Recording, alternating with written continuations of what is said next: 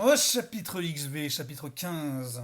Dans le chapitre 14, Peter a accordé aux extraterrestres le droit de suivre, pour certains à distance, comme une sorte de visioconférence, l'opération qui a eu lieu sur son cerveau, opérée par le fameux crocodoc, le docteur Crocodile. Opération au cours de laquelle on lui a juste, pour l'anesthésier, glissé une goutte d'un produit dans l'oreille. Il s'est endormi, mis en rideau instantanément. Et pendant qu'il était endormi, il a rêvé de pas mal de choses. Il a rêvé de Duncan Dougal, de Suzanne Simmonds, de sa prof, de son père. Il a compris en gros que Crocodoc était certainement en train de lui titiller certaines zones du cerveau relatives aux souvenirs. Et à un moment donné, il a eu une vision qui n'avait strictement rien à voir avec ses souvenirs. Il a vu un homme assis à un bureau dans le noir, en train de travailler dans le noir. Un homme qui à un moment donné lève la tête et devient subitement pris comme une espèce de mix entre la rage, la peur et la tristesse. Il se dirigeait vers un poste de télévision, enlevait son masque, et il s'avère que c'est une vision de Hulan, son prof Schtroumpf bleu, qui a ensuite levé la main et fait exploser comme ça, à distance, un poste de télévision.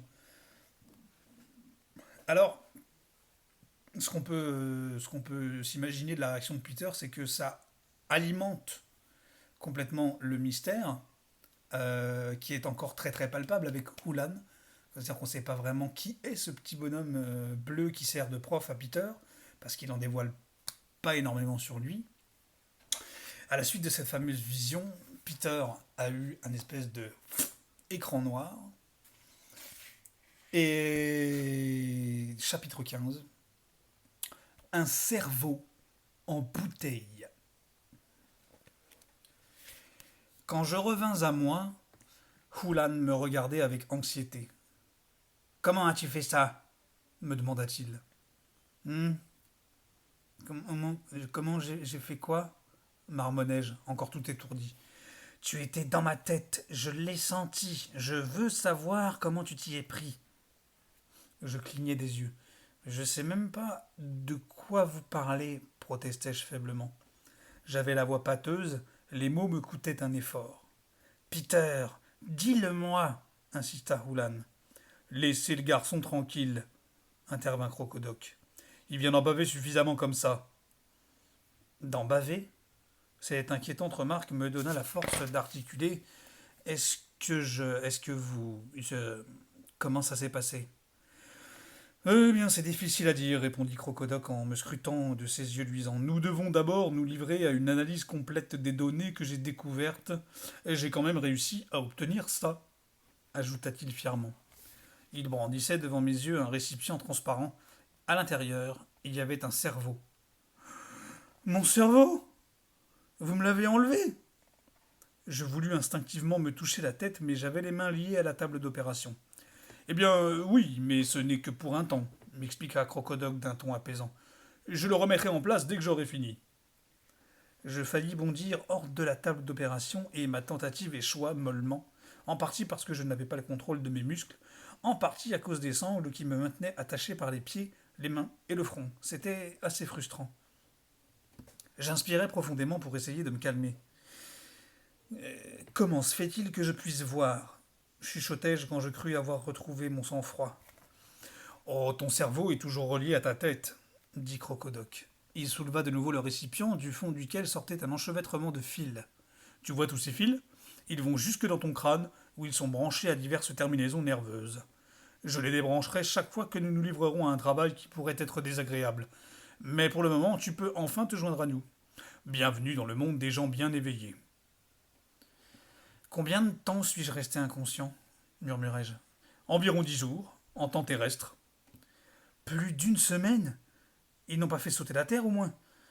Non, non, m'informa Oulan. Toute action dans ce domaine est ajournée jusqu'à ce que l'analyse soit complète des données de ton cerveau. C'est toujours ça de gagner, me dis-je avec soulagement. Il finirait peut-être par trouver ce qu'il cherchait dans mes lobes temporaux, mon corpus callosum ou mon bulbe rachidien. À moins qu'il ne trouve rien du tout, rectifia mon esprit. Une sonnerie retentit au plafond. Crocodoc appuya sur un bouton. Qu'est-ce que c'est demanda-t-il. On peut entrer. Je crus reconnaître la voix, mais je ne pus en être certain car je me sentais toujours un peu sonné. Étais-je condamné à une vie de perpétuel brouillard mental? Le pire, c'est que je m'en moquais. Et je n'arrivais pas à me soucier vraiment de quoi que ce soit. L'idée m'effleura que ce devait être le genre de sensation que procurait la drogue. Tu te sens la force de recevoir des visiteurs me demanda Crocodoc. Pourquoi pas? Aussitôt, Fliff et Gurk traversèrent le mur. Par toutes les nébuleuses s'écria Fliff quand elle me vit ficeler à la table d'opération, mon cerveau douillettement installé dans un bocal sur un comptoir à côté de moi. Son visage prit une teinte orange foncé et la tige au sommet de son crâne émit des nip nip nip nip de consternation. Comment te sens-tu, Crepta s'enquit Gurk. Ses yeux étaient pleins d'inquiétude. Pas trop mal. Nous nous sommes fait bien du souci pour toi, intervint Fliff. Tout le monde admire ton courage. Est-ce que ça signifie que vous ne voulez plus faire sauter la terre? Ça signifie que nous espérons ne pas être obligés de le faire, murmura-t-elle en me caressant la main. Je fus déçu. D'un autre côté, ma bonne volonté dans cette histoire semblait tout de même avoir réduit l'éventuelle menace qui pesait sur ma planète. Je poussai un soupir. Nous t'avons apporté quelque chose, dit Gurk en s'efforçant de paraître joyeux. Il me tendit un sac. Tu veux voir ce qu'il y a dedans? Je tentai de hocher la tête, mais la sangle qui m'enserrait le front m'en empêcha. Bien sûr, dis-je, montrez-moi. Il plongea la main dans le sac et en sortit une petite boule de fourrure rouge. Oh, qu'est-ce que c'est? M'étonnai-je. C'est un schkimmel, répondit Fliff. Elle avait l'air très contente. Gurk amena la chose près de mon visage. Elle mesurait environ 20 centimètres de long et était toute ronde, ce qui la faisait ressembler à une grosse coccinelle à fourrure. Deux petites antennes émergèrent de la fourrure. Au bout de ces antennes, deux yeux me dévisagèrent et clignèrent à plusieurs reprises.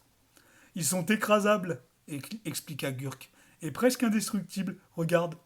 Là-dessus, il serra fortement le schkimmel entre ses doigts, par le milieu du corps, ce qui le fit se gonfler des deux côtés de sa main. Tu vois, plein de fourrure, pas d'os. Gurk me posa le schkimmel sur l'estomac. Celui-ci grimpa de nouveau jusqu'à mon visage et me regarda. Puis il redescendit sur mon estomac, tourna 3 fois sur lui-même et s'installa confortablement en poussant un soupir. Au bout d'un moment, il se mit à produire un léger vrombissement, comme un ventilateur. Oh, il t'a adopté, s'écria Fliff, ravi. Je décidai de baptiser le schkimmel Imogène. Il me tint compagnie tout au long des journées qui suivirent, tandis que Crocodoc me branchait et me débranchait tour à tour le cerveau pour l'examiner. Je reçus bon nombre de visiteurs. Tous semblaient aimer écraser le schkimmel. Broxol me vint me voir presque chaque jour, ainsi que Fliff et Gurk. Des extraterrestres que je ne connaissais pas entraient un instant me dire bonjour. Le capitaine de cristal m'envoya une plante, dont les fleurs émettaient de petits tintements subtils, ce qui me rappela notre entretien dans la chambre de diamant. Et Hulan passa des heures à mon chevet, me racontant de merveilleux récits qui se déroulaient dans la galaxie. De temps en temps, il me regardait d'un air étrange et me posait des questions sur ce qui m'était arrivé pendant qu'on m'opérait. Mais Crocodoc, toujours présent, lui interdisait de poursuivre son interrogatoire. Un jour, ce dernier m'annonça enfin qu'il allait me remettre le cerveau en place. « Est-ce que vous avez trouvé ce que vous cherchiez ?» lui demandai-je. Son museau s'allongea. « Pas encore, » me répondit-il, « mais nous analysons encore les données. Ne désespère pas, Crepta, tout n'est pas perdu. » Et sur ces mots, il m'anesthésia. Quand je revins à moi, le schkimmel ronronnait sur mon estomac et mon cerveau avait réintégré ma tête. Crocodoc était penché sur moi, tout comme le premier jour, après m'avoir greffé mon implant traducteur. « Je vais bien ?» lui demandai-je. « Avec un peu de chance, tu devrais te porter mieux que jamais, » affirma-t-il. J'ouvris et fermai les yeux à plusieurs reprises et regardai la pièce autour de moi. Ma vision était nette et claire. Je m'étirai et découvris que mes membres n'étaient plus attachés.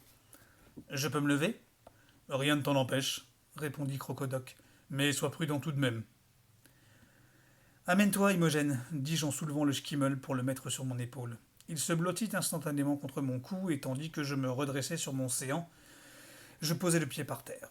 « Doucement, » avertit Crocodoc. J'attendis un instant avant de me mettre tout à fait debout. Toutefois, je me sentais en pleine forme. La brume qui m'avait enveloppé le cerveau jusqu'ici semblait totalement dissipée. Crocodoc m'adressa un geste qui signifiait Dieu bénisse les œufs de ta grand-mère. Et il me confia à quel point il avait apprécié mon aide. Tu peux revenir me parler chaque fois que tu en auras envie, me dit-il. Je te dois au moins cette politesse. Je rassemblai mes affaires, tous les petits présents que les extraterrestres m'avaient apportés, écrasai Imogène pour me porter chance, et me préparai à retourner dans ma chambre.